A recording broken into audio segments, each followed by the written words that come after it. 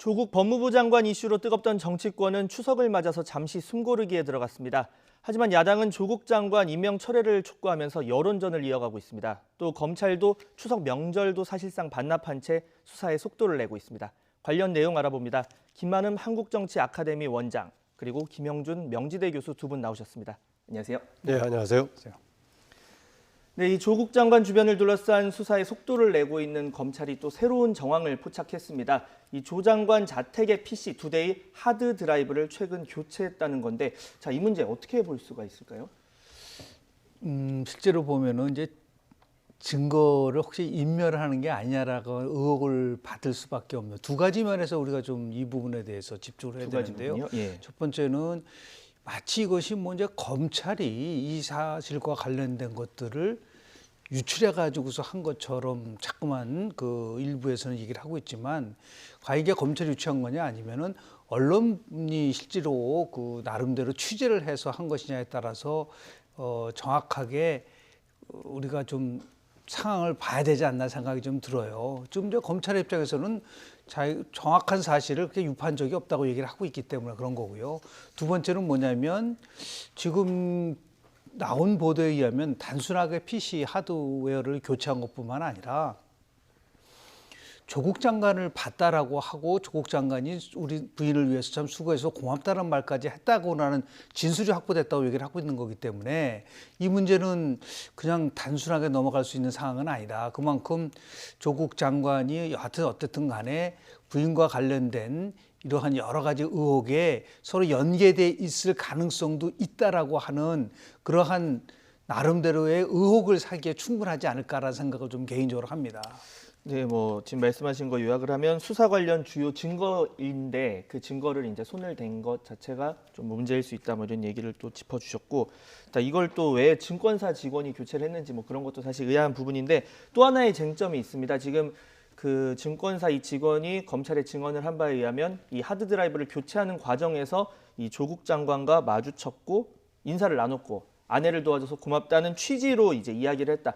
좀 모호하긴 한데, 그러니까 사실 어느 시점에서 마주쳤는지, 교체를 할 때 마주쳤는지, 하고 나오는 과정에서 마주쳤는지, 그리고 이 고맙다고 이야기를 한 게 대체 어떤 부분을 고맙다고 한 건지, 평소에 자산을 관리해줘서 고맙다는 건지, 아니면 뭐 하드디스크를 바꿔줘서 고맙다는 건지, 이런 거에 따라서 많은 이제 다양한 뭐 해석과 이후 상황이 가능할 것 같은데, 이 부분 좀 어떻게 보십니까? 네, 그동안에 이런 그 사모펀드 관련이라든가 다른 문제가 제기됐을 때 조국 지금 장관이죠. 당시 후보 시절부터 대체로 잘 모른다, 관련이 없다, 이런 쪽 얘기였는데, 실제로 이런 진행 과정 속에서 조국 장관이 얼마나 정말 개입돼 있는가를 판별하는 하나의 시금석이 될 소지가 있어 보입니다.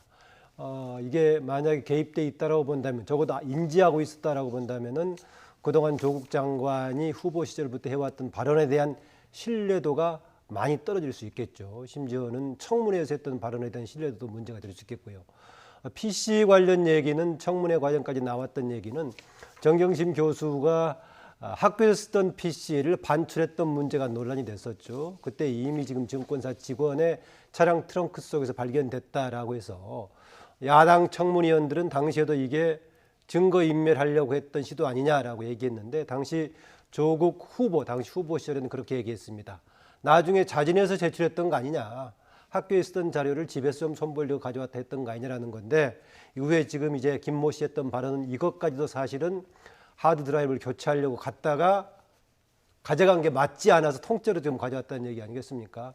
일단은 이 부분에 대해서는 사실 여부가 이제 한쪽의 진술이기 때문에 확인을 해봐야겠지만은, PC 드라이브, 하드 드라이브를 교체했다라는 것은 적어도 사실은 확인할 수 있지 않을까 그렇습니다. 왜냐하면 빼냈던 것을 다른 쪽에 보관하고 있다가 제출했기 때문에 이 사실 여부는 확인할 건데요. 과연 이것이 증거인멸 시도였느냐, 여기에 조국 장관이 얼마나 인지하고 있었느냐, 경우에 따라서는 얼마나 적극적으로 개입했느냐 논란이 되기 때문에, 이것은 이 자체의 범죄 여부, 증거인멸 시도에 대한 논란도 되겠지만은 조국 장관의 개입 여부에서 굉장히 중요한 쟁점이 될 것으로 보입니다. 네, 일단 이 조국 장관이 본인 집 PC의 하드 드라이브가 교체된 사실을 알았는지, 뭐 그런 것부터 먼저 조사가 좀 돼야 할 것 같습니다. 자, 이런 가운데 검찰이 이번 그 조국 장관 관련 수사에서 연휴 전에 첫 번째로 청구한 구속영장이 또 기각되지 않았습니까? 이 뭐 사모펀드 관련 수사에 제동이 걸리는 것 아니냐, 이런 관측도 나오고 있는데, 좀 향후에 어떻게 전망하십니까? 일단 뭐 세 가지 이유를 들고 명재관 부장판사는 영장을 기각했어요. 가장 큰 거는 뭐냐면 혐의 사실은 인정이 된다고 분명히 얘기를 했습니다. 그러나 증거가 확보된 상태이고 더 나아가서 주범이 아니다라는 얘기를 했습니다. 그러니까 다시 얘기해서 이 사건의 핵심을 이루고 있는 사모펀드와 관련된 의혹의 핵심은 조국 장관 오촌 조카라고 하는 조모 씨와 관련된 부분인데요. 여기와 관련돼서 지금 핵심 본질에 관련된 부분은 아니지 않느냐. 그래서 혹시나 이게 이제 검찰에서 가장 많이 하고 있는 이 별건 수사라는 게 있는데요. 그러니까 인정받기 쉬운 혐의로 잡아두고 나서 다른 부분을 수사하는 이런 별건 수사 관련돼서 이번엔 그렇게 하는 것을 좀 나름대로 제어하는 그러한 식으로 해석이 될 수는 있겠으나 여하튼 이 부분도 우리는 뭐 이제 영장이 꼭 기각됐다고 해서 모든 사실이 다 무효화된다는 것은 또 아니고요.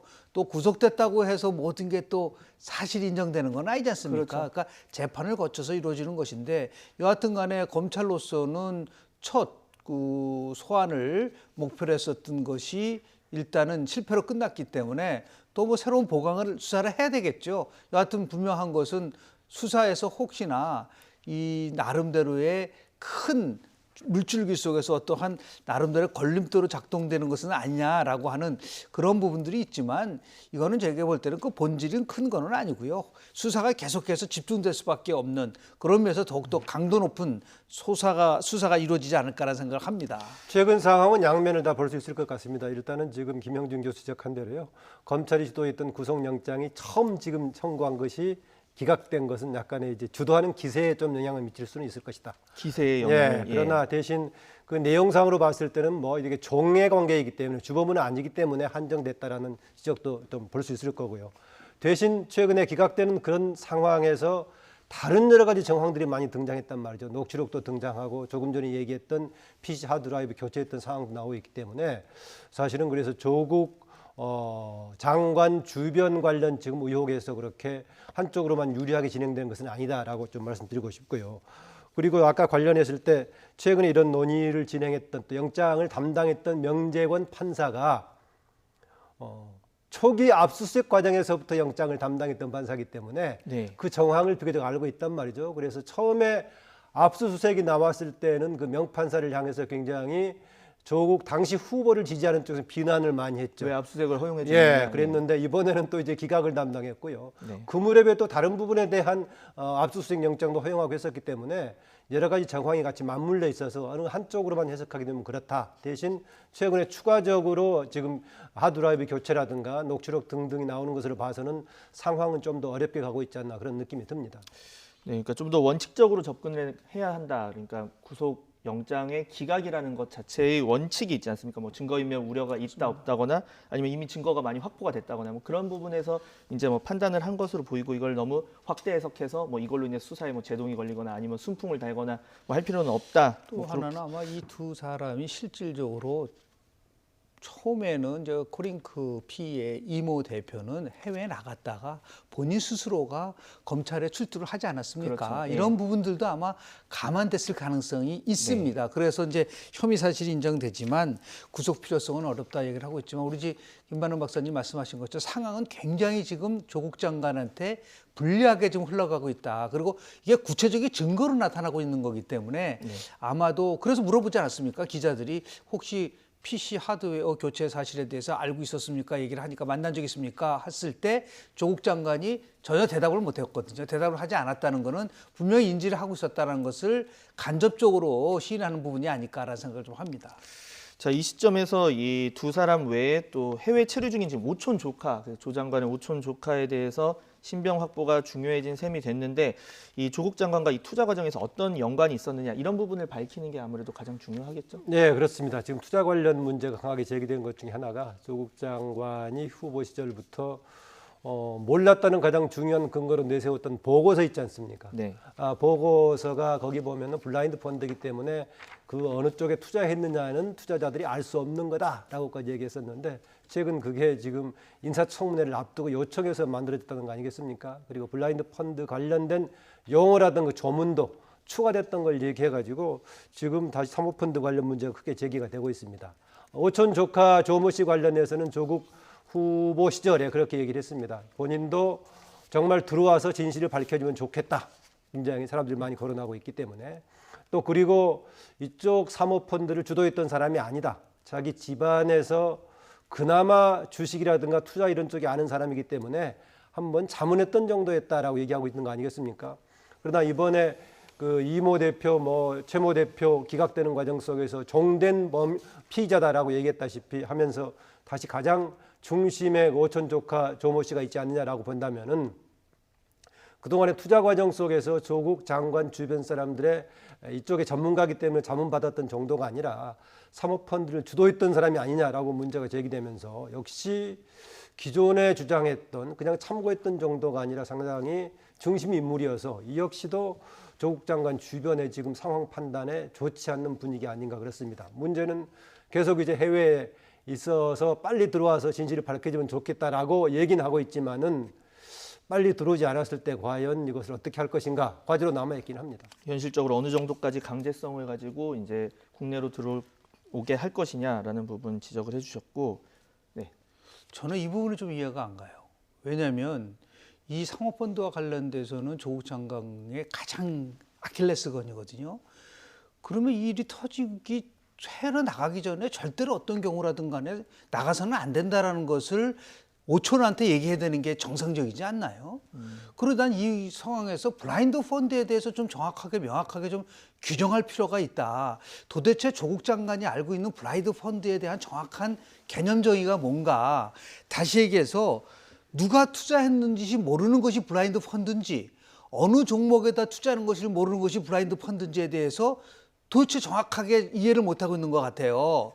다시 얘기해서 블라인드 펀드라고 하더라도 어디다가 투자했는지는 정관에 의하면 분기별로 보고하게 돼 있어요. 그러니까 블라인드 펀드의 핵심은 누가 투자한지를 모르는 게 블라인드 펀드의 핵심이라고 한다면 가족 펀드가 어떻게 블라인드 펀드가 될 수가 있겠는가라는 근본적인 문제가 나오고요. 두 번째는 뭐냐면 이 오촌 조카가 최 대표랑 녹취 나온 그 대화 내용 속에서 보면은 조국 장관도 이 부분에 관련돼서 어느 정도 인지했을 가능성이 있는 식의 그러한 발언들이 나온단 말이에요. 그래서 빨리 누가 뭐래더라도 가장 당사자인 이 오촌이 빨리 들어올 수 있게끔 할 수 있는 거 전방위 노력을 해야죠. 그런데 본인은 뭐냐면 자기는 전화하지 않는다고 얘기한다는 거.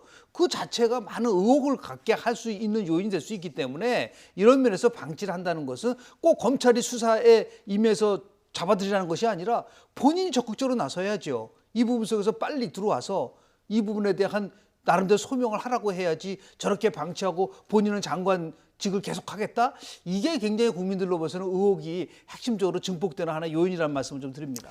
네, 그러니까 모른다고 이렇게 본인의 관련성을 부인하기보다는 좀 더 적극적으로 나섰으면 좋겠다라는 말씀을 해주셨고, 자, 이 지금 녹취록도 이야기하셨고 또 앞에 저희가 이야기한 게 이 아내를 도와줘서 고맙다라는 그 증권사 직원의 말도 있었습니다. 이 부분에 대해서 이제 이 부인 정경심 교수 같은 경우에 피해 사실 공표가 아니냐, 이걸 대체 어떻게 언론이 알고 야당이 알게 됐느냐 하면서 좀 유감을 표명했습니다. 이 수사 과정이 어떻게 보면 실시간으로 노출된다, 뭐 이런 어떤 불만의 목소리인데 이 반론권조차도 지금 무력화되고 있다, 이런 입장을 보이면서 연일이 SNS를 통해서 글을 올리고 있는데 이런 부분, 그러니까 피의 사실 공표에 대한 부분은 계속해서 있어왔던 지적이긴 했어요. 지금까지 검찰의 수사에 대해서. 네, 이번에 계속 좀 더 부각이 문제 되는 것 같습니다. 지적했습니다. 청문회 과정까지도 그런 얘기했었는데 대체로 당시에 나왔던 네 가지 사안에 대해서는 뭐 다른 방식의 검찰 쪽에서 유출이 아니라 다른 뭐 취재라든가 아니면 당사자라든가 아니면 병리학회 등을 통해서 나왔던 것이 얘기가 됐고요.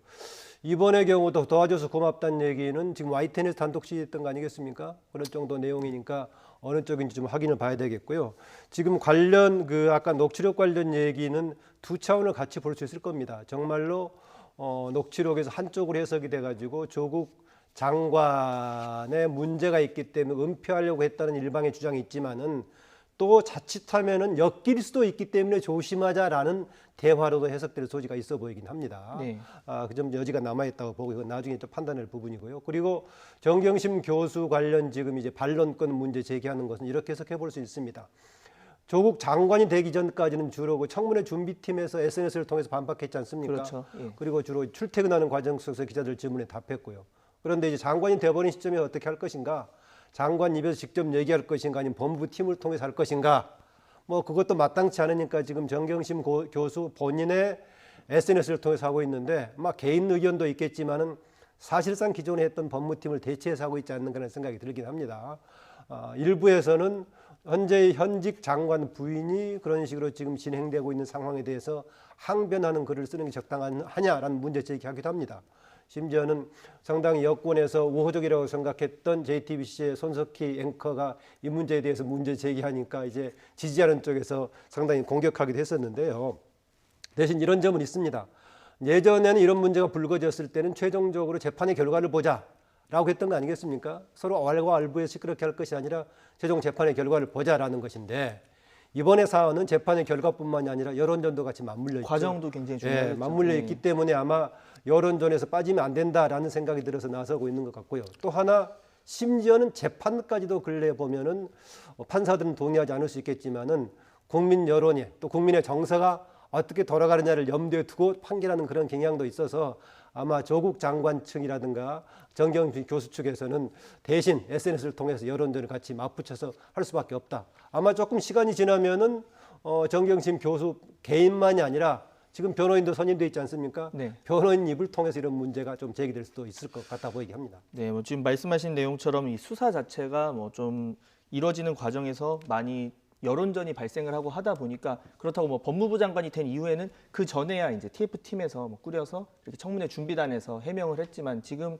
그 법무부 장관 입장에서는 해명을 하기 쉽지 않은 상황이고 그렇다 보니까 정경심 교수 당사자가 이제 개인 SNS를 통해서 입장을 발표하는 건데 이것에 대해서 뭐 발표를 해도 된다, 안 된다, 뭐 일부 이야기가 있는 것 같습니다. 자, 이만큼 이 조국 장관이 취임 이후에 이제 검찰 개혁 작업을 빠르게 진행을 하면서 또 이 부분 그 조국 장관의 이 가족 수사와 검찰 개혁을 맞물려서 이제 뭐 생각해 보는 사람들도 많은 것 같습니다. 뭐 비검찰 출신들 최근에 대거 기용을 해서 이제 법무검찰 개혁위 발족을 지시를 했는데 이것을 너무 뭐 편가르기다 일종의 어떤 그러니까 법무부 장관이 이제 검찰을 제어하기 위한 어떤 방법이다 이렇게 지적을 하는 사람들도 있는 것 같습니다. 일단 이제 먼저 꼭 말씀을 드리는 싶은 거는요. 검찰 개혁을 바라지 않는 국민이 어디 있어요? 그렇죠. 다 원합니다. 네. 근데 누가 어떻게 무엇을 할 거냐가 지금 문제인데 조국 장관이 지금 수사를 받을 수밖에 없는 위치에 있지 않습니까? 그런 사람이 검찰 개혁을 한다니까 문제의 본질은 거기에 있는 것이지 누가 검찰 개혁을 반대합니까? 검찰 개혁은 크게 여러 가지가 있어요. 예를 들어서 검경 수사권 조정 문제라든지 공수처 설치 문제 같은 경우는 법무부 장관이 할 수 있는 영역은 지극히 제한돼 있습니다. 그건 국회의 영역이란 말이에요. 그 부분은 본인이 지원한다고까지 얘기를 했을 때가 손을 댈 수 없습니다. 그러면 법무부 장관이 할 수 있는 건 크게 세 가지예요. 하나는 인사권을 발동을 하는 방법이 있고요. 두 번째는 감찰권, 세 번째가 수사지휘권을 얘기를 합니다. 근데 문제는 지금 조국 장관이 이러한 의혹을 받지 않은 상태에서 장관으로 임명하고서 인사권을 발휘해서 뭐 특별 수사팀을 만들든 뭐 하여튼 이렇게 하는 것에 대해서 만약에 했다고 하면 문제가 될 수가 없어요. 문제는 지금 조국 장관이기 때문에 문제가 된다는 거지 않습니까? 만약에 지금 특수부를 축소시킬 수밖에 없는 인사를 만약에 감행을 했다.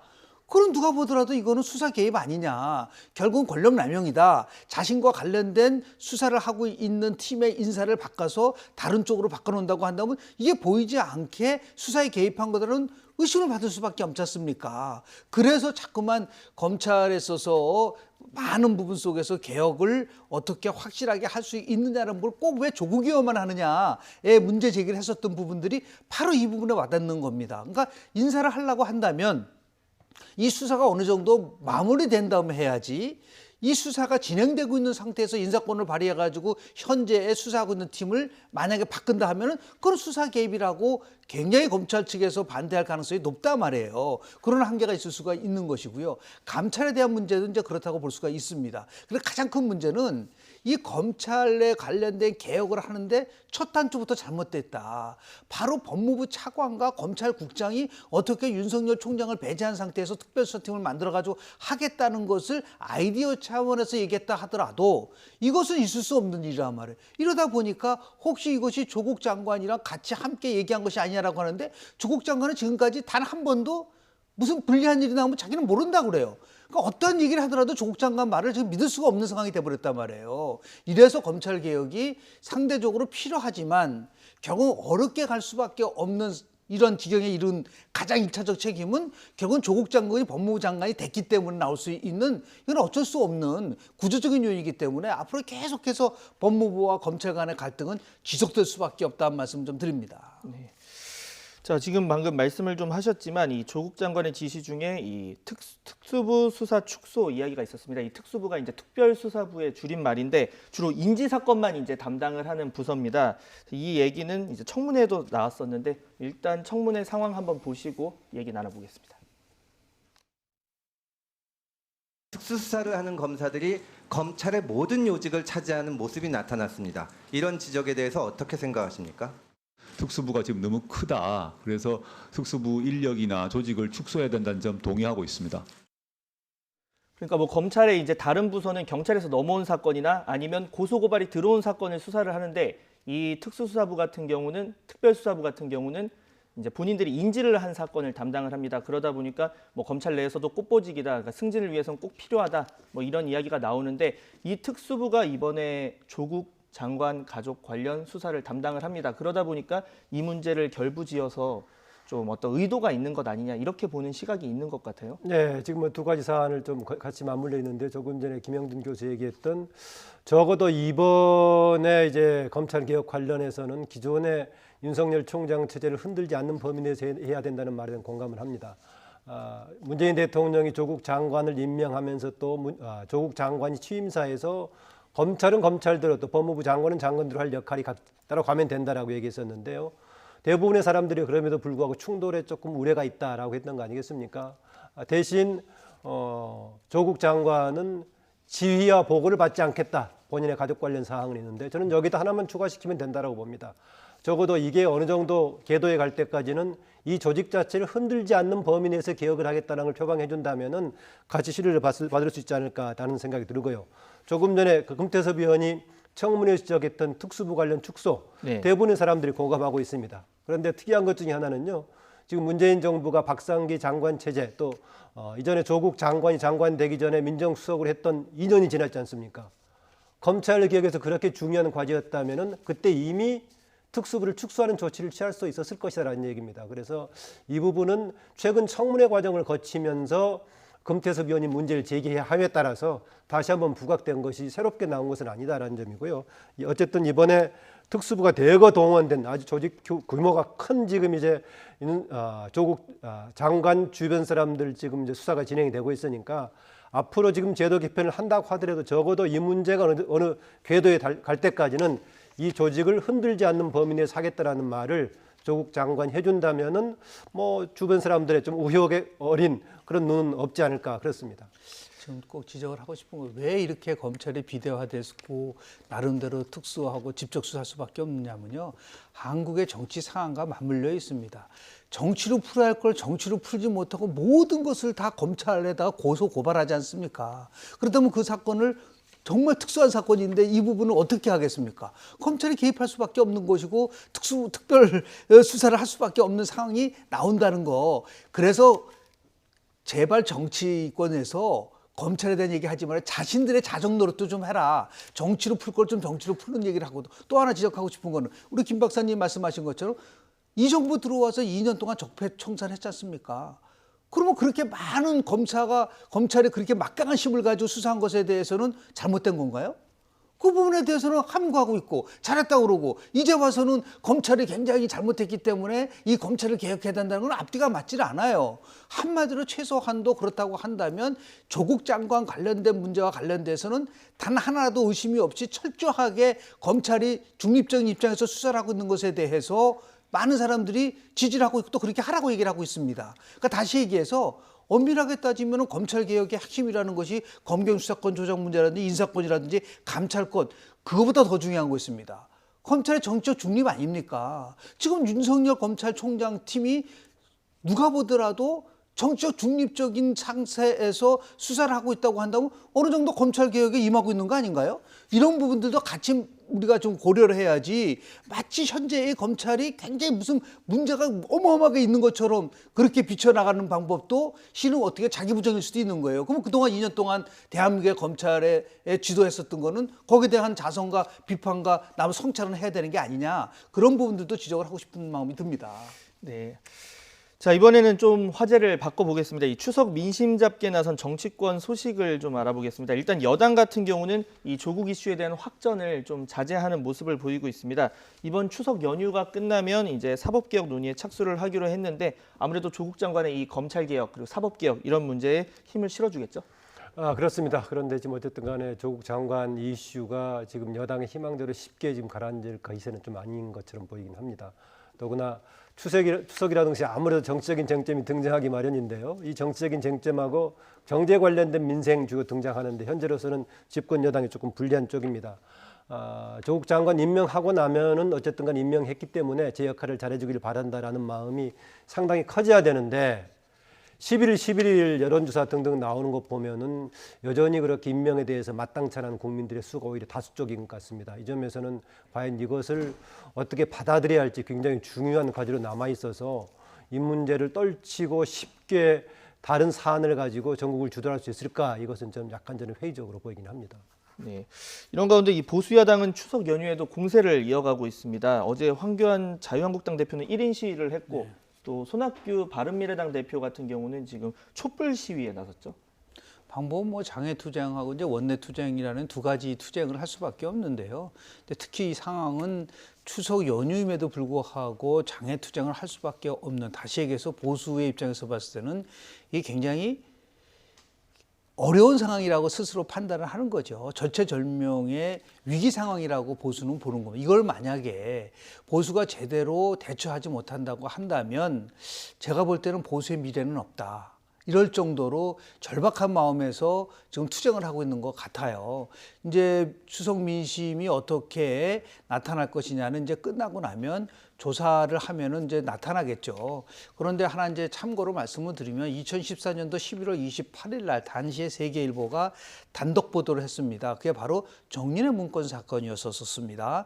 근데 이 정린의 문건 사건이 터지자마자 바로 대통령의 국정 운영 지지도가 급락을 했어요. 그래서 그 당시에 박근혜 전 대통령의 지지도에 있어서의 데드크로스가 나왔는데 지금은 이제 추석 전임에도 불구하고 굉장히 여론조사를 보면은 지금 부정적인 평가가 긍정적인 평가보다 굉장히 높게 나오고 있는 것이 맞습니다. 이게 이제 다음 주에 여론조사를 하게 된다면 한 중반 정도 여론조사를 하면은 추석의 민심이 어떻게 흘러가고 있는지를 정확하게 파악을 할 수 있는 것이 되겠고요. 그것을 토대로 아마 야당은 야당대로, 여당은 여당대로 적극적으로 방어하고 이제 그 투쟁을 할 가능성이 굉장히 높은데요. 핵심은 어떻든 간에 야당이 한 목소리로 연대 투쟁을 할 수 있는 동력을 확보할 수 있느냐라는 것이 중요한 관점이 될 가능성이 높습니다.